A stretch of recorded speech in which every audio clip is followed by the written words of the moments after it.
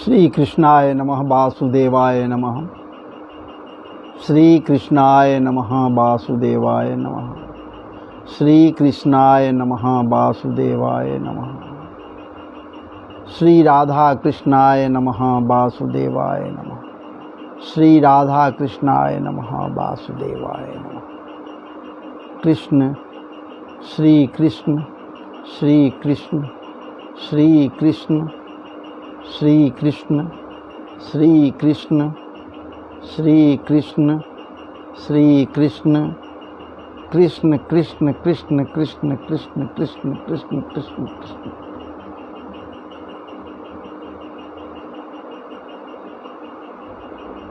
सच्चे हृदय से श्रद्धा समन्वित होकर, श्रद्धा संपन्न होकर यदि वेणु बिहारी मनमथनाथ बांके बिहारी संवरिया सरकार या फिर मर्यादा पुरुषोत्तम, क्या बात है। श्री रघुनाथ जी को याद किया जाए, उनके नाम को ही आत्मसात कर लिया जाए हृदय में, तो भैया ये तय है। आप ही नहीं, हम ही नहीं, हम सबों के पारिवारिक परिवेश भी तृप्तता को पार कर लेता है, प्राप्त कर लेगा, पार कर लेगा।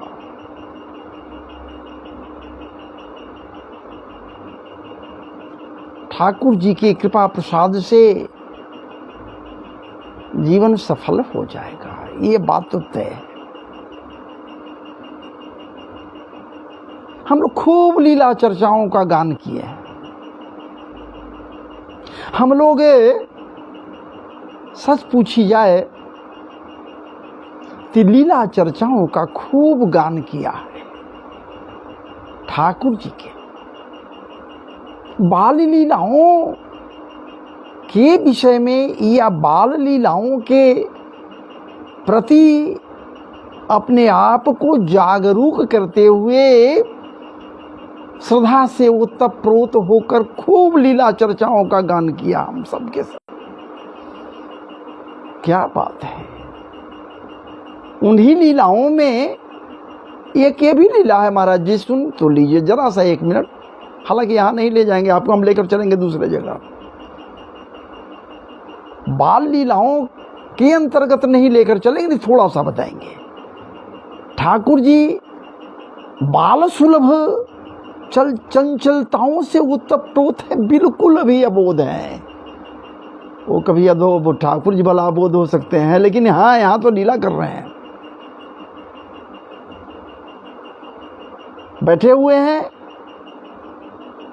एक कक्ष है नंदगांव में ही, और उनके सामने है महाराज जी एक वो पात्र जिसमें माखन भरा हुआ है। मिश्री नहीं है वहां पर, सिर्फ माखन भरा हुआ है। मैया कहीं भीतर कक्ष में है। एकाएक उनको ख्याल आता है मेरा छौना किस तरह से है, मेरा लल्ला कहाँ है, क्या कर रहा होगा, अभी अकेला है, अंदर में है, क्या न क्या कर दे। वहीं से पूछती हैं, अरे कन्हैया, अरे कन्हैया, क्या करता हो, बोलो ना क्या कर रहा है। अरे कृष्ण, क्या कर रहे हो, कहाँ हो। कृष्ण क्वासी करोति किम, कृष्ण क्वासी करोति किम, पितरिति श्रुत्वैव मातुर्वचः माता की द्वारा कही गई ये मधुर पुकार को ठाकुर जी सुनते हैं, नहीं सुनते हैं सो बात नहीं, मनन भी करते हैं, लेकिन बोल नहीं रहे हैं। क्यों भैया? यहां तो उनका ये हाथ दाहिना है, माखन से लिपटा हुआ है, और अधरन पर भी क्या बात है, ये माखन लगा हुआ है, उनके माधुर्य को और भी बढ़ा रहा है, मधुमय बना रहा है, मधुपूरित बना रहा है। क्या बात है! ये ठाकुर जी विचार तो कर रहे हैं, बालक है फिर भी तो विचार करेंगे ही कि मैया बुला रही, बोल नहीं रहे हैं। मैया बुला रही है जरूर, पूछ रही है जरूर, ठाकुर जी नहीं बोल रहे हैं। तो वहीं से मैया कहती है, जैसा कि आज भी हम लोग महाराज जी बच्चों को, खास करके बच्चों को निश्चित रूप से कह दिया करते हैं, या माताएं और बहनें कह दिया करती हैं अपने बच्चों को, लाड़ से, दुलार से, प्यार से कुछ ऐसी भाषा का प्रयोग कर देती हैं कि जो महाराज जी सुनने के बाद बड़ा ही मधुर लगता है। वही तो मधुरिमा से वो तब प्रोत, वो हल्का सा छोटा सा गवाक्ष से झांकती है पहले उस वातायन से। जब मैया एक नजर निहारती उस कक्ष में, क्या बात है, लल्ला को, तब तो पूछती है, कृष्ण क्वासी करोति किम, अरे कृष्ण बता तू क्या कर रहा है, क्या कर रहा है। नहीं बोलते हैं, कुछ विचार करते हैं। मैया वातायन से वो भी देख रही है तो कुछ सोच रहा है, लल्ला मेरा देख रहा है, देख रही है। तो फिर कहती है, पीति रीति श्रुत्वैव मातुर बचा, पीति रीति श्रुत्वैव मातुर बचा। मैया कहती है, जब ये नहीं कुछ बोलते हैं तो कहती है, अरे बाप क्या कर रहा है, बोलना। बहुधा आज भी बड़े लाड़ और प्यार से घर के अंदर हमारे यहाँ की वो, क्या बात है, सुघड़ सौंदर्य संपन्न, या जो कहिए संस्कारित संस्कार संबंध, वो है लाड़ से बच्चों को कुछ कह देती है आज भी, अरे दादा, अरे बाप, कुछ इस तरह से बोल बैठती है। वहां माता बोल रही है, पीति रीति श्रुत्वैव मातुर बचा। मैया की इस बात को सुनने के बाद ठाकुर जी बड़ा मुस्कुराते हैं। आहा, क्या बात है, मैया मुझे आज पहचान गई, लगता है कि जान गई मेरे विषय में, तब तो मुझे बाप कह रही है। अरे मैं तो जगत पिता हूं, अवतीर्ण हुआ हूं, अवतरित हुआ हूं, जन्मजात तो मैं नहीं हूं, जन्म तो मेरा नहीं हुआ है, मैं तो योनि से जन्म नहीं हुआ मेरा, मैं तो अवतार ग्रहण किया, प्रकट हुआ। क्या बात है, चतुर्भुजी रूप में उस बंदी गृह में, ठाकुर जी विचार कर रहे हैं, उस बंदी गृह में प्रकट हुआ। क्या बात है, कैसे, किस रूप में, तमद्भुतं बालकमम्बुजेक्षणं चतुर्भुजं शङ्खगदार्जुदायुधं श्रीवत्सलक्ष्मङ्गलसौभकौस्तुभं पीताम्बरं सान्द्रपयोदसौभगम। इस रूप में, इस लावण्यता को लिए हुए मैं प्रकट हुआ, चतुर्भुजी रूप में यहाँ लाया गया, वो भी हमारी इच्छा से। चूंकि जो कुछ भी होता है वो हमारी इच्छा से होता है, तब तो वहां भी आया, निज इच्छा निर्मित तनु, माया गुण गोपार। ये मायापति हैं ठाकुर जी। और जब मायापति हैं तो वो मैया, अरे बाप, ठाकुर जी सब हंसते हैं, मुस्कुराते हैं। हमारी मैया समझ गई कि हम कौन हैं। मैं जगत पिता हूँ, सबका बाप तो मैं ही हूँ। मेरे इच्छा के अनुरूप ही तो, इच्छा नहीं है, मन नहीं है, अमना हूं मैं, फिर भी ना हूं, फिर भी सब कुछ हूं मैं ही। बिना हमारे इच्छा का ब्रह्मा कुछ नहीं कर सकता, और मैं ही पोषण करता हूं। हमारी इच्छाएं उनको पोषण करने में अग्रसर होते हैं। और रुद्रदेव भी यदि संहारक होते हैं तो हमारी इच्छा से। तब तो कहा गया सच्चिदानंद रूपाय विश्वोत्पत्त्यादि हेतवे तापत्रय अविनाशाय श्री कृष्णाय वयं नमः। तीनों प्रकार के ताप। अजी महाराज उतना ही नहीं, एक और श्लोक में तो खूब स्पष्ट कर दिया गया। जन्माद्यस्य जतोन्वयादि तरतश्चार्थे स्वभिज्ञ स्वराट तेने ब्रह्म हृदय आदि कवे मुह्यंति जत सूर्य तेजो वारि मृदाम जथा विनिमयो जत्रत्र सर्गो मृखा धामना स्वेन सदा निरस्तकुहकं सत्यम परम धीमहि। वो महर्षि व्यासदेव ऋषि प्रवर परम सत्य यदि कुछ को किसी को कह रहे हैं तो कृष्ण को कह रहे हैं। यहाँ परम सत्य यही है, सत्यात्मक ब्रह्म है जो सुन रहे हैं। अरे बाप, अरे इनके कृपा से तो महाराज जी तीनों प्रकार के तापों का उन्मूलन हो जाता है, जड़ से उन्मूलन हो जाता है ताप। धर्म प्रोजित कई पुत्र परमो निर्मत्सराणाम सतम। लेकिन तब जब हम अधर्म की ओर न जाएंगे, धार्मिक प्रवृत्ति को बनाएंगे, धर्म को धारण करेंगे, यदि सही चीज धारण किया जाए वही तो धर्म है। धारित धर्म तो धर्म प्रोजित पवित्र धर्म परिष्कृत धर्म पवित्रतम धर्म परिमार्जित धर्म। क्या बात है। आज इसके प्रति हलाद यदि हृदय में उत्पन्न कर लिया जाए तो प्रहलाद तो निश्चित बन जाओगे भैया। धर्म प्रोजित कई पुत्र परमो निर्मत्सरान। कौन धर्म, कैसा धर्म भैया? तो निर्मत्सरता से ओतप्रोत। मत्सरता नहीं होनी चाहिए, मत्सर न मत बनो। यदि मत्सर बन गया भैया तो पवित्रतम धर्म नहीं होगा। निर्मत्सरानाम सताम वेद्यम वास्तव मत्र वस्तु शिवदम तापत्रयोन्मूलनम।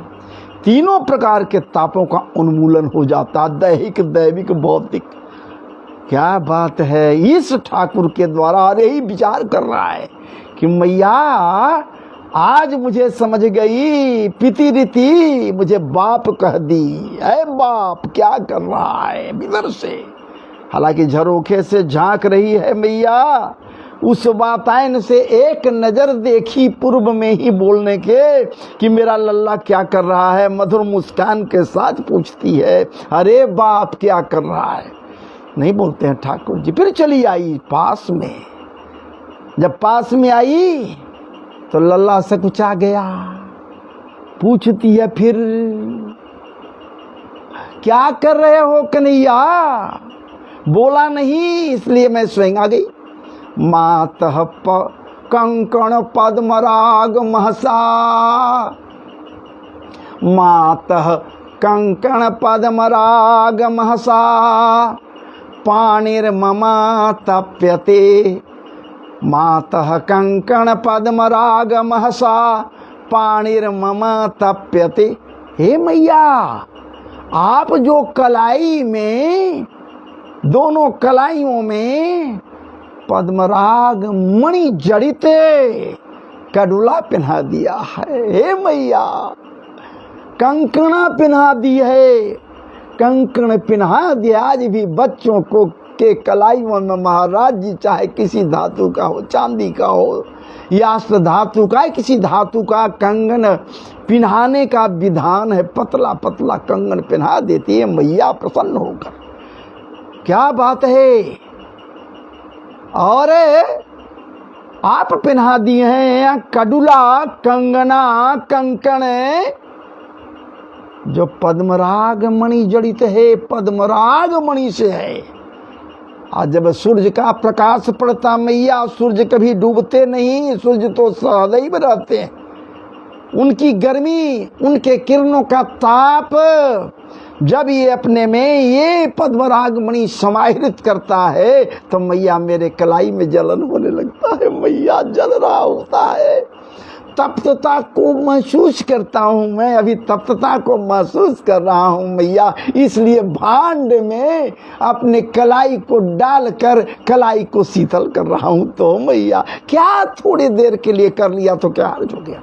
देखिए ठाकुर कैसे कह रहा है, क्या क्या क्या कह रहा है, मधुरिमा संयुक्त बातों को रख रहा है मैया के सामने। मैया कहती है क्या बेटा ठीक है, कलाई को तो ठंडा कर लिया, शीतल कर रहा है, लेकिन हमें ये न बता तेरे अधरन पर ये क्या बात है, माखन कैसे लगे हुए हैं, अधरन को क्यों लिटाए हुए हैं, अधरन में भी लगे हुए, क्या कर रहा था रे, सच बोल, सच बता, और नहीं तो लाऊं क्या लकुटी, लाऊं क्या लकुटी, अरे लकुटी न भी लाऊं तो तेरे कान को उमेट दूंगी। अब तू सही बोलेगा, बोल। भगवान कहते अरे मैया, ये कृष्ण कहता अरे मैया, ये ठाकुर कहता अरे मैया, ये कडुला का गर्मी, कडुला का ताप, कलाई में जब ताप आया लगा, ये बढ़ते बढ़ते बढ़ते बढ़ते मेरे उदर में, अतड़ियों में भी चला गया मैया। ताप से तप्त हो रहा था हमारी ये अतड़ियाँ, इसलिए माता हम थोड़ा सा माखन को मुख गुहा के अंदर से, मुख गुहा के अंदर से अतड़ियों में ले गए। क्या मैया, तो मेरा अतड़ियाँ भी शीतल हो गई, गलद्वार शीतल हो गए, कंठ शीतल हो गए, और जब अतड़ियों में वो माखन गया तो अतड़ियों को भी शीतलता प्रदान किया, तो पूरा अंग प्रत्यंग मेरा शीतल हो गया मैया। कोई गर्मी नहीं है, कोई आतप अब नहीं है। विचार कीजिए, ठाकुर की लीलाओं का गान हम सब खूब खूब करते हैं, लेकिन क्या कभी हम लोग विचार किया इससे ऊपर उठे? अरे जरा इससे ऊपर उठकर देखिए ना, इसके भीतर में क्या क्या छिपा हुआ है, क्या क्या कर्म यहाँ नहीं किया, क्या क्या क्रिया नहीं की। ठीक है, हम सब लोग खूब ध्यान दिया, 6 दिन के पूतना, 6 दिन के हैं, पूतना का भी वध इन्होंने की। सक्टासुर चला गया सुरधाम, तृणावर्त को ये तृण की भांति पटक दिए, हवा में स्वयं उड़ा लिए, ये उड़ाया इनको, ये वहीं से फेंक दिए गला चाप कर। अघासुर को महाराज जी वध किए। 1 साल के बाद लोगों को मालूम हुई कि अघासुर मारा गया, 1 साल के बाद लोग को ज्ञात हुआ, क्योंकि 1 साल तो ब्रह्मा के मोह में, ये क्या बात है, उस लीला को अभी हम नहीं कहेंगे। यहाँ से वहाँ दौड़े अगर तो माखन चोरी का लीला खूब किए ठाकुर जी,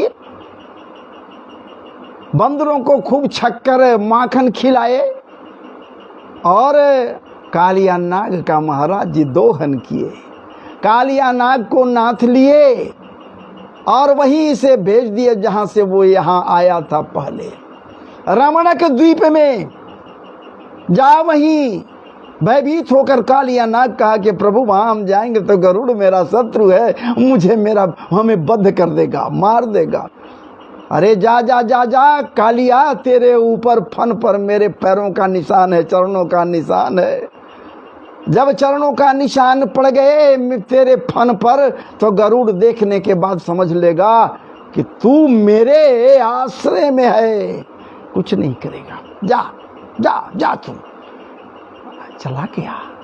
विचार कीजिए, सहज ही कल्याण करने के निमित्त, सहज ही इन गोप ग्वालों को, सहज ही अपने बाल सखाओं को, सहज ही नंद बाबा, जसोदा रानी, या फिर बरसाने वाली राधा रानी, या फिर महाराज जी समस्त के समस्त परिवेश के समस्त परिकरों के रक्षार्थ ये ठाकुर जी इंद्र के मद का मर्दन किए।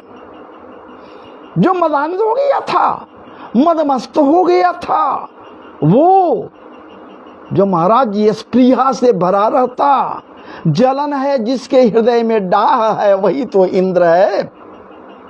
भय बना रहता, कहीं ऐसा न कोई आ जाए हमारे आसन को ही, सिंहासन को ही ले झपट ले। इसलिए महाराज जी ऐसा ऐसा कुछ कृत्य कर बैठता कि ठाकुर जी को बाद में संभालना पड़ता। उसके मोह का मर्दन किए। ठाकुर जी बाल सुलभ चंचलताएं हैं, फिस भीर भी 7 कोस में फैले गोवर्धन पर्वत को अपने एक हाथ पर उठा लिए और 7 दिनों तक धारण किए रहे। यहाँ तक संतों का भाव है, विद्वत जनों का भाव है, लोगों का भाव है महाराज जी कि एक हाथ पर नहीं, अपने कानी अंगुली के नख पर धारण कर लिए। विचार कीजिए, इन लीलाओं को खूब खूब हम लोग देखा, सुना, महसूस किया, प्रसन्न हो गए। लेकिन कभी ऊपर बढ़िए ना, ऊपर जाइए ना। जब यहाँ से चले गए अक्रूर के साथ, अक्रूर जी लेकर चले गए, तो जब ये गुरुगृह में पढ़ने के लिए उज्जैन में गए, सांदीपनी मुनि के आश्रम में गए, तो महाराज जी मात्र 64 दिनों में 16 कलाओं को सीख लिए। ठाकुर जी तब तो त्रेता में भी आया है, जाकी सास श्वास श्रुतिचारी, सो हरि पढ़ के कौतुक भारी, विद्या विनय निपुण गुणशीला, खेल ही खेल सकल नृप लीला। महाराज जी त्रेता में भगवान श्री राम प्रभु भी पढ़ने गए, गुरुगृह पढ़ने गए, रघुराई अल्पकाल विद्या सब। तो यहाँ तो 64 दिन अल्पकाल ही न हुआ भैया। ये कृष्ण भगवान हमारे वासुदेव संवरिया सरकार अल्पकालीन क्षेत्र में ही 16 कलाओं नहीं 64 कलाओं की जानकारी इन्होंने कर ली। जरा सा नहीं महाराज जी, विचार कीजिए, हमारे ठाकुर जी से कुछ नहीं बचा, हर चीज को ये सीख लिए, हर विद्या की जानकारी इन्हें हो गई। और इतना ही नहीं, असल कथा में आप आइए, जहाँ जिस कथा में आने के लिए मैं आपको लेकर आया था वहाँ आइए। उस सांदीपनी मुनि के गुरुकुल में ये दोनों भाई बलराम जी के साथ विद्याध्ययन कर रहे हैं। ये बात तय है, उनकी कथा को मैं आपके समक्ष बाद में लाऊंगा कभी। वहीं एक और मित्र हो गया, मिल गया, मित्र मिल जाता है। ठाकुर कृपा से आई तो स्वयं ठाकुर है, तो इसको कैसे नहीं मिलेगा। सुदामा नाम करके एक ब्राह्मण मित्र मिल गया, जिसका कल्याण ठाकुर किए। बाद में रहने लगे, पढ़ने लगे, और कम समय में महाराज जी परम परम परम क्या कही जाए, क्या नहीं इनके पास मिल गया। सब कुछ मिला, हम वहाँ न जाएं क्या क्या मिला, लेकिन इतना हम समझ लें कि खूब खूब गुरु कृपा इनके ऊपर रही। और गुरु माता की कृपा क्या बात है, वो मत से ओतप्रोत होकर जब इनके शरीर पर अपने कर को, हथेली को फेरती, स्पर्श करती, तो माता के मातृत्वता का, ममत्वता को ये महसूस करते कि जसोदा मैया मेरे मस्तक पर हाथ फेर रही हैं। क्या बात है, ये गुरु माता की कृपा है। जब पढ़ लिख लिए महाराज जी, पढ़ाई समाप्त हो गया, तो दोनों भाई गुरु से पूछते हैं, अरे गुरुवर आप ही तो सब कुछ हो, चूँकि आप ही तो गुरुर ब्रह्मा गुरु विष्णु गुरु देव महेश्वर गुरु साक्षात पर ब्रह्म तस्मै श्री गुरुवे नमः। विचार कीजिए, गुरु कृपा को प्राप्त करने के लिए अपने हृदय में रिक्त स्थान बना लिए, गुरु कृपा को अवस्थित करने के लिए गुरु की महत्ता को खूब महसूस किए। वहाँ की बात को छोड़ दिया हम, अब आइए यहाँ। और जब जाने लगे, पढ़कर महाराज जी शिक्षा सत्र समाप्त हुआ, तो दक्षिणा देने की बारी आई। आज का हिसाब नहीं, वो समय था कि शिष्य कह रहा है, बात सोच लिए वो शिष्य कौन है। कृष्ण बलराम कह रहा है कि हे गुरुदेव बताइए आपको दक्षिणा में क्या दे दूं। आज का शिष्य नहीं कि गुरु या शिष्य भयभीत और ऐसा न कहीं कुछ मांग दें, ज्यादा कुछ ऐसा न कि दक्षिणा में मांग दें, वो नहीं महाराज जी। वहां तो मांगा गया, ऐसा अमूल्य चीज मांगा गया कि क्या कही जाए। गुरु नहीं कहें, गुरुदेव नहीं कहे कि हमें क्या चाहिए, वो तो कह दिन कि हमारे तरफ से आशीर्वाद है, आशीर्वाद है, तुम्हारा प्रेम है, गुरु प्रति गुरु के चरणों में प्रेम है, बस वही दक्षिणा के रूप में मैं स्वीकार कर रहा हूँ। श्रद्धा है, विश्वास है, दक्षिणा के रूप में मैं स्वीकार कर रहा हूँ। हाँ, गुरु माता से पूछ लो, हो सकता है उनको कोई अपेक्षा हो तुमसे। महाराज जी, गुरु माता सांदीपनी ऋषि के पत्नी के समक्ष भगवान जाते कहते हाथ जोड़कर, हे माता बताओ हम जा रहे हैं, आपको क्या दूं मैं दक्षिणा के रूप में। आप माता हो, आप जो मांगो वही दूंगा, कोई मांगने में किसी प्रकार का संकोच मत करो। क्या दूं? मैया रोती है। गुरु माता हल्के हल्के आंसुओं को नेत्रन के मध्य महाराज जी छहलाए हुए नेत्रन के कोने से जब उनके अश्रुओं का अश्रुपात होता है तो ठाकुर का हृदय विदीर्ण हो जाता है गुरु माता के अश्रु को देख। कहता, माता जल्द बताना क्या चाहिए, क्या दूं, तुम रो क्यों रही हो, अश्रुपात क्यों कर रही हो। माता कहती है, हे बेटे, हे पुत्र, हे परम, क्या बात है, कृपामृत का परिवर्तन करने वाले, हे ठाकुर जी। वो समझ रही है कि ठाकुर जी है, भला गुरु माता कैसे नहीं समझेगी कि कौन है। तब तो ऐसा प्रस्ताव देती है, कहती कि तुम तो ऐसा ऐसा कृत्य किए हो, अद्वितीय अद्वितीय कृत्य किए हो, जिसे सुनने और समझने के बाद दैवत्वता का बोध होता है।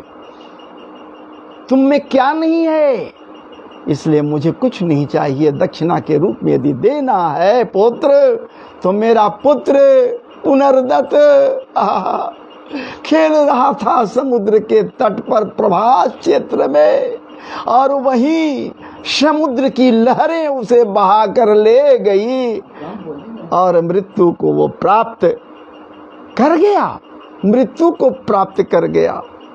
इसलिए यदि दे सको तो हमें हमारा पुत्र वापस लौटा दो। ठाकुर कहें कि जा, है गुरु माता, मेरा ये प्रतिज्ञा है कि जब तक जहाँ कहीं भी आपका पुत्र हो, चाहे जमपुरी हो या जहाँ कहीं भी हो, जब तक तेरे पुत्र को वापस न ला दूंगा तब तक मैं अन्न जल ग्रहण नहीं करूंगा। और इस प्रकार से प्रतिज्ञा करने के पश्चात दोनों भाई वहां से चल दिए।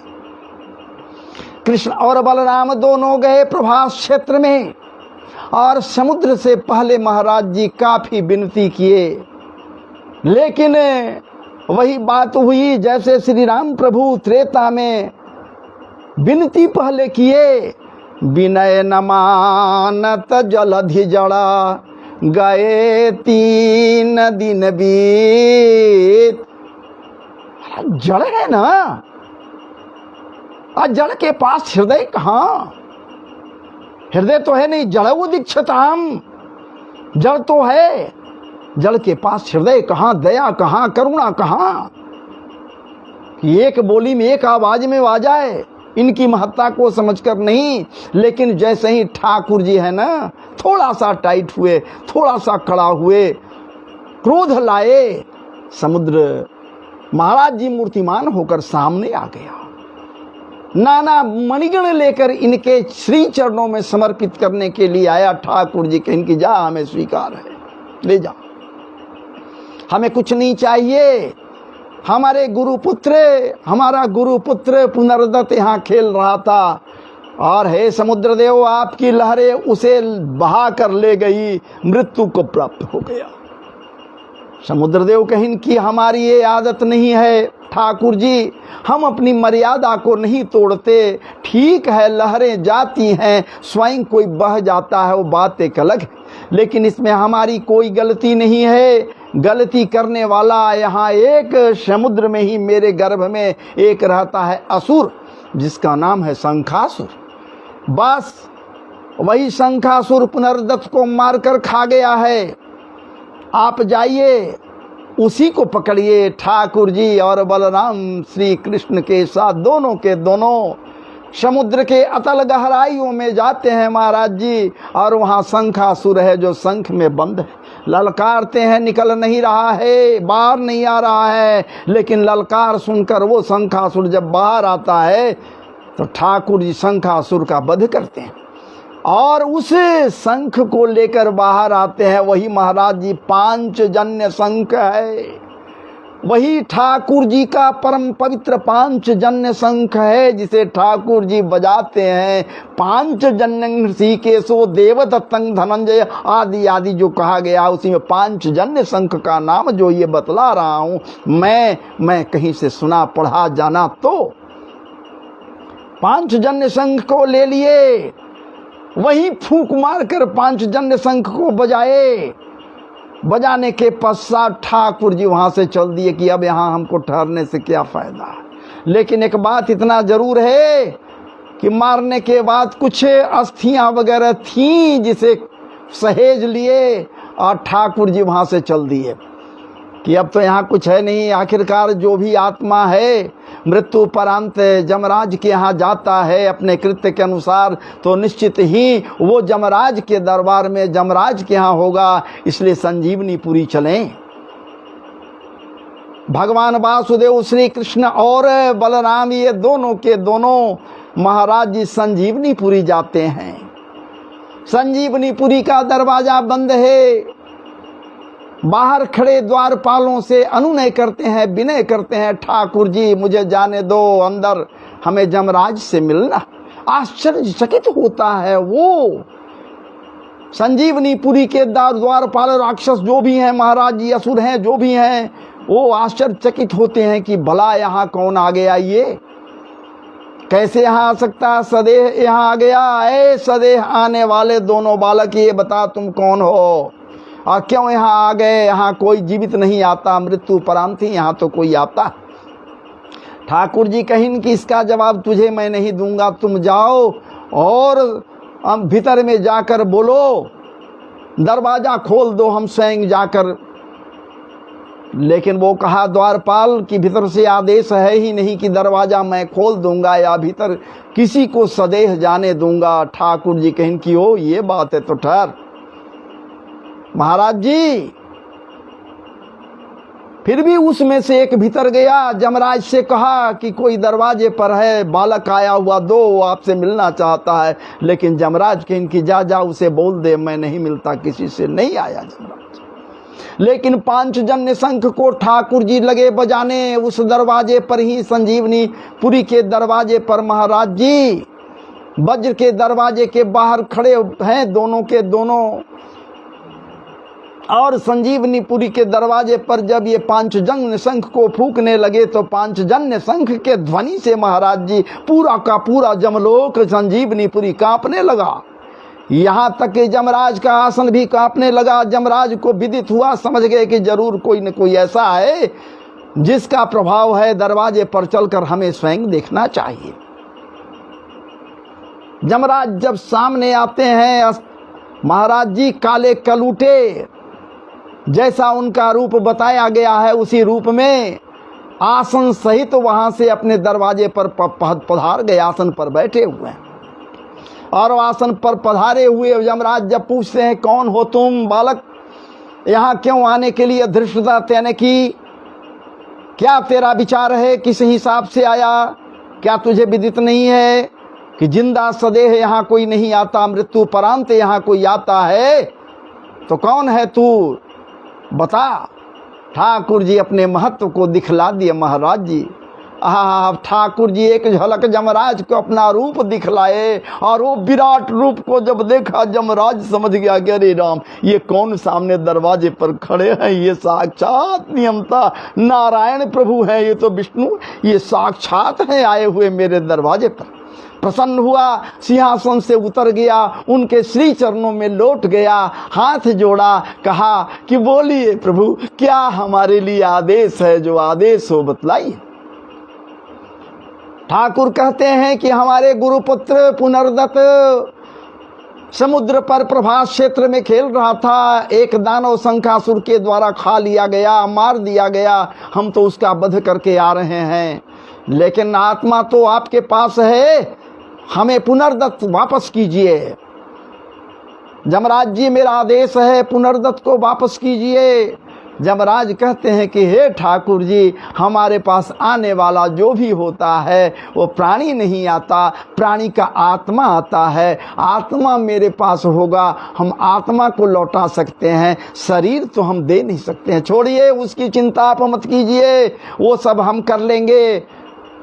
जमराज समझ गया कि ठाकुर नहीं करेगा तो कौन करेगा, इसलिए महाराज जी वो आत्मा को महाराज जी वापस कर दिया ठाकुर जी को, और ठाकुर जी आत्मा लेकर चले वहाँ से संजीवनीपुरी से, और मार्ग में ही उन अस्थियों से एकाएक शरीर प्रदान कर दिए पुनर्दत्त का, और ठाकुर जी पुनर्दत्त को साथ लिए हुए महाराज जी माता को आकर गुरु पुत्र को समर्पित कर दिए। गुरु माता, गुरु पुत्र, गुरु के द्वारा जो प्रसन्नताएं व्यक्त की गई, जितने आशीर्वाद ठाकुर जी के दिए गए महाराज जी, यहाँ हम कह भी नहीं सकते, बतला भी नहीं सकते। विचार कीजिए, रोम रोम तृप्त हो गया होगा पुत्र प्राप्ति से ही महाराज जी। तो चलिए इस कथा को आपके समक्ष रख दिया, आप खूब हमसे जुड़कर कथा प्रसंग का रस लिया, और आप निश्चित रूप से हमारे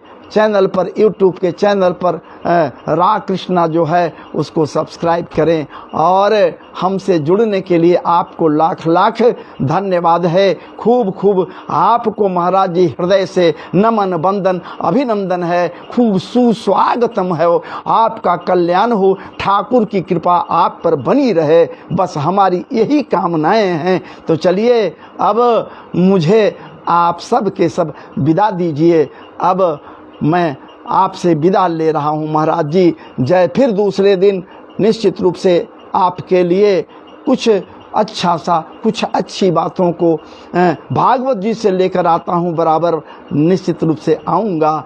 तब तक के लिए हमें क्षमा करें और मार्गदर्शन करते रहें। आपका मार्गदर्शन ही हमें आगे बढ़ने के लिए और गहराई में डुबकी लगाने के लिए प्रेरणा स्रोत होता है, प्रेरित करता है। इसलिए मान्यवर मेरे प्रिय श्रोत्री बंधुओं, आप निश्चित रूप से इस गरीब को, इस दास को, तुच्छ दास को जो कुछ नहीं जानता, मेरे पास कुछ नहीं है, यदि कुछ बोलता हूँ कहता हूँ तो प्रभु कृपा, प्रभु कृपा, वरना 4 साल पहले मेरे पास कुछ नहीं था, नथिंग एल्स, कुछ नहीं था, मात्र 7 दिनों के रसपान से आह क्या बात है, ठाकुर कृपा को प्राप्त करने के लिए उतावला रहता हूँ। आज भी जब भी बातें होती हैं तो उन्हीं की इस विषय में कोई बात करे, मुझे बहुत अच्छा लगता है।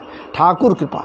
चलिए अब हमें आप इजाज़त दीजिए, हमें आप आशीर्वाद दीजिए, हम आपको भी आशीर्वाद दे रहे हैं, आप हमें भी आशीर्वाद दीजिए, कृत्य कृत्य आप भी हो जाइए, हमें भी है मेरे प्यारे आत्मीय जनों, आप भी हमें कृत्य कृत्य कर दीजिए। तो चलिए, जय जय श्री राधे, जय जय श्री राधे, जय जय श्री राधे।